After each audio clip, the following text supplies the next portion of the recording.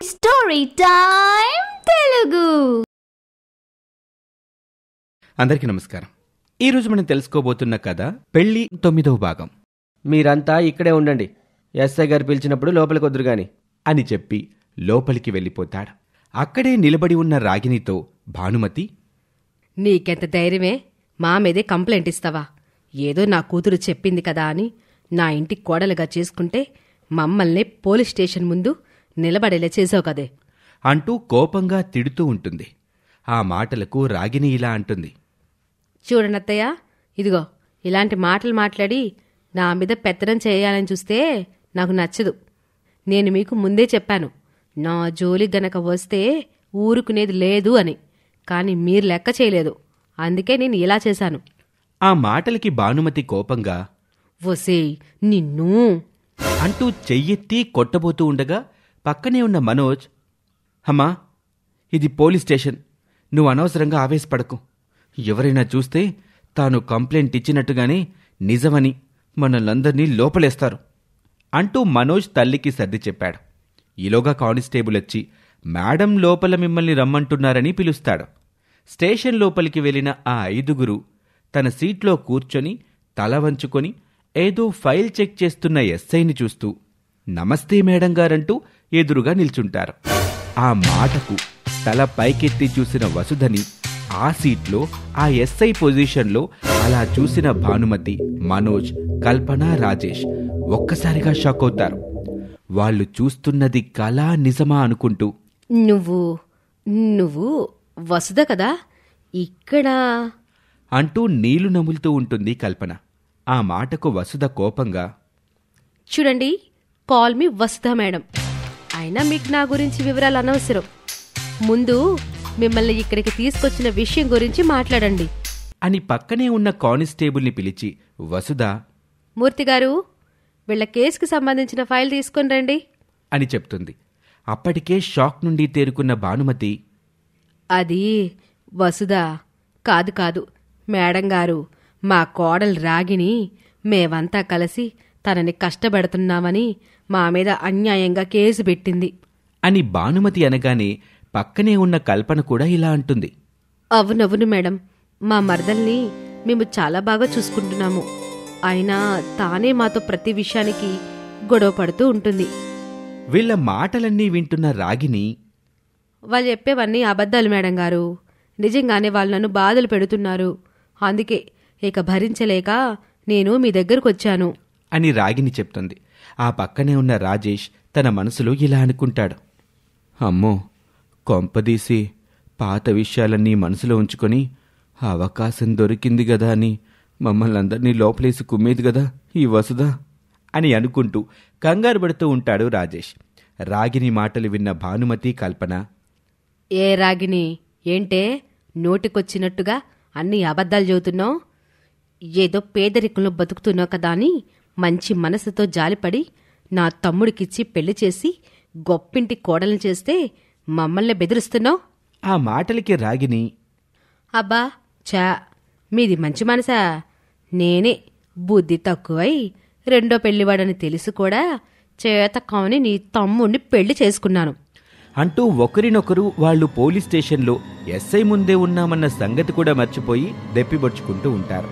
వీళ్ల వాదనలు వింటున్న వసుధ కోపంతో ఒక్కసారిగా, షేటప్, ఇది పోలీస్ స్టేషన్ అనుకుంటున్నారా లేక మీ ఇల్లు అనుకుంటున్నారా అని గట్టిగా అనటంతో ఒక్కసారిగా అందరూ భయంతో మౌనంగా ఉండిపోతారు. ఈలోగా కానిస్టేబుల్ ఫైల్ తెచ్చి ఇవ్వటంతో ఫైల్ చెక్ చేసిన వసుధ, చూడండి భానుమతి గారు, మీ కోడలు మీ అందరిపై వరకట్నం కోసం తనని వేధిస్తున్నారని కేసు పెట్టింది. దాంతోపాటు సాక్ష్యాలు కూడా మాకు చూపించింది. ఈ సాక్ష్యాల ఆధారంగా మిమ్మల్ని అందరినీ అరెస్ట్ చేయక తప్పదు.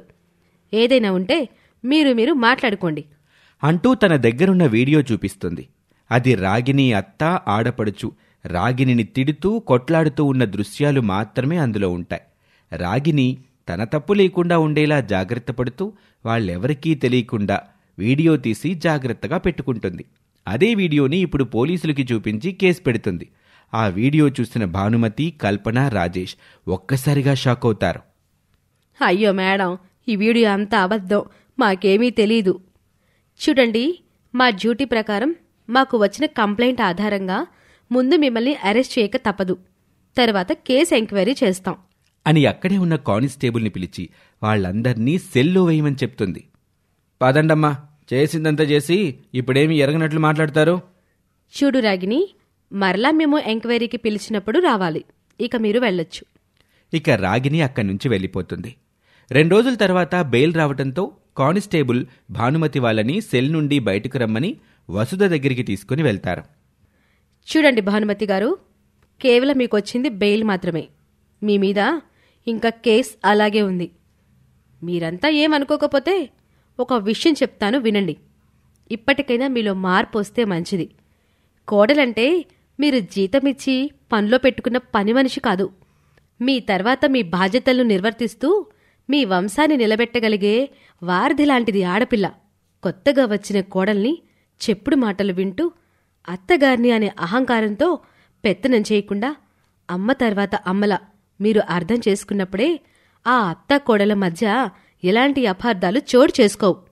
మిస్టర్ మనోజ్, పెళ్ళనే పదానికి అసలు మీకు అర్థం తెలుసా?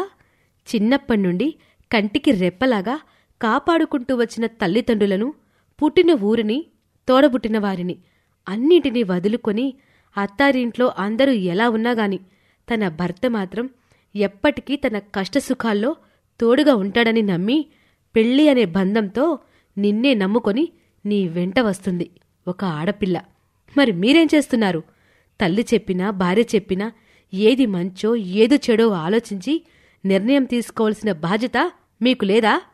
మీ ఇష్టం కోసం ఒకరిని, మీ అమ్మ ఆనందం కోసం మరో అమ్మాయిని పెళ్లి చేసుకోవడం, ఇదేనా మీ సంస్కారం? చూడండి కల్పన, రాజేష్, పెళ్ళైన తర్వాత ఎక్కడి వాళ్ళు అక్కడ ఉంటేనే అందరికీ మంచిది. బహుశా మీకు అర్థమైందనుకుంటాను. ఇక మీరు వెళ్ళి ఫార్మాలిటీస్ పూర్తి చేసి వెళ్ళొచ్చు అని వసుధ అంటుంది. వసుధ అన్న మాటలకి, వాళ్ళు చేసిన తప్పులకి సిగ్గుతో తలదించుకొని అక్కడ్నుంచి పక్కనే ఉన్న కానిస్టేబుల్ దగ్గరికి వెళ్తారు. అప్పుడే వసుధ దగ్గరికి వసుధ భర్త అరవిందు, అత్తగారైన అన్నపూర్ణమ్మ వస్తారు. ఏంటి మేడం గారు, చాలా బిజీగా ఉన్నట్టున్నారు? అదేం లేదండి. అత్తగారు రండి, మీరిలా కూర్చోండి. అయినా మీరేంటండి అత్తయ్యతో సహా ఇక్కడికొచ్చారు? మీకేదో ఆఫీస్లో మీటింగ్ ఉందని లంచ్ తర్వాత వెళ్తానని అన్నారు. వెళ్దామని బయలుదేరాను, కానీ తమరు ఈరోజు లంచ్కి రావటం అవ్వదు. ఇక్కడే ఏదో ఒకటి తినేస్తానులే అని అమ్మకి ఫోన్ చేసి చెప్పావంట కదా. ఇక మా అమ్మ ఊరుకుంటుందా? బయట ఫుడ్ తింటే నా కోడలి ఆరోగ్యం ఏమవుతుంది? స్వయంగా నేనే లంచ్ తీసుకుని వెళ్తానంటూ నాకు ఆఫీస్లో మీటింగ్కి టైం అవుతుంది అని చెప్పినా వినకుండా తనని నీ దగ్గర డ్రాప్ చేసి వెళ్ళమని పట్టుబట్టింది. అందుకే తీసుకొచ్చాను. ఎలాగూ ఇంత దూరం వచ్చాను కదా, అందుకే లోపలికి వచ్చాను. అయ్యో అత్తయ్యగారు, మీకెందుకండి ఈ శ్రమ? నాకోసం ఇంత దూరం వచ్చారు? ఇందులో శ్రమేముందమ్మా, ఊర్లోనే కదా ఉన్నాము. నువ్వు బయటికెళ్ళినప్పుడు బయట తినడం ఎలాగో తప్పదు. అత్తగారు కోడలు ఇద్దరు కలిసి తీరిగ్గా మాట్లాడుకోండి. నాకు మీటింగ్కి టైం అవుతుంది, నేను బయలుదేరుతాను.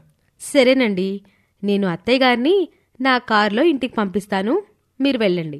ఇదంతా కానిస్టేబుల్ టేబుల్ దగ్గర నిలబడి ఉన్న భానుమతి, కల్పన, మనోజు, రాజేష్ ఆశ్చర్యంగా చూస్తూ ఉంటారు. ఉండబట్టలేక భానుమతి ఎదురుగా ఉన్న కానిస్టేబుల్ని అడుగుతుంది. కానిస్టేబుల్ గారు, ఏవి అనుకోకపోతే మిమ్మల్ని ఒక విషయం అడగచ్చా? ఏంటమ్మాది? ఎస్ఐ మేడం దగ్గర ఉన్న వాళ్ళు ఎవరో, ఆవిడికేమవుతారు? ఎవరేంటమ్మా? ఆ సారు మేడం గారి భర్త గారు. పెద్ద సాఫ్ట్వేర్ కంపెనీలో మంచి పొజిషన్లో ఉన్నారు. ఇక ఆ పక్కన మా మేడం గారి అత్తగారు. తల్లి కొడుకులిద్దరూ చాలా మంచివాళ్ళు. మా మేడం గారిని ఒప్పించి ఇష్టపడి మరీ పెళ్లి చేసుకున్నారు. ఇలాంటి కలిసిమెలిసుండే అత్తకోడళ్ళు ప్రతి ఇంట్లో ఉంటే మా పోలీస్ స్టేషన్లో మీలాంటోళ్ళ కేసులే ఉండవు అని కానిస్టేబుల్ అంటాడు. ఆ మాటలకు భానుమతి వాళ్ళంతా వసుధ పట్ల ప్రవర్తించిన తీరు తలుచుకుని సిగ్గుపడతారు. ఇదిగోండి, ఇక్కడ సైన్ చేసి మీరెళ్ళొచ్చు. ఫార్మాలిటీస్ కంప్లీట్ చేసుకుని బయటకొస్తూ ఉంటే మరో కానిస్టేబుల్ ఒక స్వామీజీ వేషంలో ఉన్న ఒక వ్యక్తిని మెడపట్టుకుని పోలీస్ స్టేషన్ లోపలికి తీసుకెళ్తూ ఉంటాడు. అప్పుడే భానుమతి ఆ వ్యక్తిని చూస్తుంది. ఆ స్వామీజీని ఎక్కడో చూసినట్టు ఉందే అనుకుంటూ ఏదో గుర్తుకొచ్చిందాన్లా అక్కడే ఉన్న కానిస్టేబుల్ని అడుగుతుంది. అదేంటి సార్, ఆ స్వామీజీ చాలా మహిమలు గలవాడు కదా, ఎందుకు ఆయన అలా లాక్కెళ్తున్నారు? ఆ మాటలకి కానిస్టేబుల్, చాలేమ్మా, వీడు మహిమగల స్వామీజీ ఏంటి, ఒట్టి దొంగ వెదవ. మీలాంటి వాళ్ళంతా కలిసి మూఢనమ్మకాలతో భయపడబట్టే ఇదిగో ఇలాంటి దొంగ స్వామీజీలు పుట్టుకొస్తున్నారు. జనాల్ని నమ్మించి మోసం చేస్తున్నారు. ఇన్నాళ్ళకి వీడి మోసం బయటపడింది, మాకు దొరికాడు. ఆ మాటలు విన్న భానుమతి, మనోజ్ ఒక్కసారిగా షాక్ అవుతారు. భానుమతి ముందు తమ గురించి నిజం ఎక్కడ బయటపడుతుందోనని కల్పనా, రాజేషు భయపడుతూ ఉంటారు. ఓరే దొంగ వెదవా, అంటే నువ్వెంతో గొప్ప స్వామీజీవని నమ్మి మేమంతా నీ దగ్గరికొచ్చినప్పుడు ఆ రోజు నువ్వు మాకు చెప్పిన మాటలన్నీ అబద్ధాలన్నమాట. మమ్మల్ని ఎంత మోసం చేశావురా అంటూ ఆ దొంగ స్వామీజీని భానుమతి కొట్టబోతుంది. ఆగవమ్మా, మీలాంటి నమ్మేవాళ్ళు ఉన్నప్పుడు డబ్బు కోసం మాలాంటి వాళ్ళు మోసం చేయాలని చూస్తాం. అయినా ఆ రోజు అలా చెప్పడానికి కారణం మీ అమ్మాయే. ఆవిడ నాకు డబ్బులిచ్చి చెప్పమంటేనే అట్ట చెప్పాను, లేకపోతే మీ ఇంట్లో విషయాలు నాకెలా తెలుస్తాయి అని ఆ దొంగ స్వామీజీ అనగానే భానుమతి ఒక్కసారిగా షాక్ అవుతుంది. కోపంగా కూతురి వైపు చూస్తుంది. ఛీ, అసలు నువ్వు నా కన్న కూతురువేనా? నువ్వు పుట్టినప్పటి నుండే కాదు, నీకు పెళ్ళయ్యి నీ భర్తకి ఉద్యోగం లేకపోయినా మీ ఇద్దరిని ఇంట్లో ఉంచుకుని ఎంత ప్రేమగా చూసుకున్నాను. అలాంటిది నీ స్వార్థం కోసం నాకు లేనిపోని చెప్పుడు మాటలు చెప్పి సొంత తమ్ముడి జీవితాన్ని నాశనం చేశావు కదే. నీ మూలంగా పెద్దదాన్నయ్యి కూడా నాకు బుద్ధి తక్కువయ్యి బంగారం లాంటి వసుదని నానా ఇబ్బందులు పెట్టి ఆఖరికి విడాకులిప్పించి చాలా పెద్ద తప్పు చేశాను. అందుకే భగవంతుడు మనకి తగిన శిక్ష వేశాడు. నా మాట కాదనలేక చేసిన తప్పుకి నా కొడుకు కూడా శిక్ష అనుభవించాల్సి వస్తుంది. వీటన్నిటికీ మూల కారణం నువ్వు, నీ భర్త. ఒక్క క్షణం కూడా మీరు నా కళ్ళ ముందుండొద్దు, నా ఇంటికి రావద్దు. ఇటు నుండి ఇటే మీ ఇంటికి పండే అంటూ కల్పన, రాజేష్లని భానుమతి అసహించుకుంటుంది. మనోజు, నన్ను క్షమించరా. చేతులారా నీ జీవితాన్ని నేనే పాడు చేశాను అంటూ బాధపడుతూ కన్నీళ్లు పెట్టుకుంటుంది. ఇందులో నీ ఒక్కదాన్ని తప్పులేదమ్మా. ఆలోచన లేకుండా అందరం తప్పు చేశాం. అందుకే మనకు తగిన శాస్తి జరిగింది. వసుధలాంటి మంచమ్మాయికి మనం అన్యాయం చేసినా ఆ భగవంతుడు ఆమెకంతా మంచి చేశాడమ్మా. అందుకే మంచి కుటుంబాన్ని, మంచి జీవిత భాగస్వామిని ఇచ్చాడు. మనం క్షమించరని తప్పు చేశాం. వసుధని క్షమించమని అడగటం కూడా తప్పే. ఇక తను ఎల్లప్పుడూ సంతోషంగా ఉండాలని మనం మనస్ఫూర్తిగా కోరుకోవటం తప్ప ఏమీ చేయలేం అంటూ మనోజ్ కూడా బాధపడి భానుమతిని తీసుకుని ఇంటికి బయలుదేరతాడు.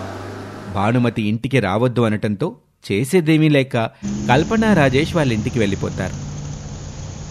అలా కొద్ది రోజులు రాగిని కారణంగా భానుమతి కుటుంబం మొత్తం కోర్టుల చుట్టూ తిరుగుతూ ఉంటారు.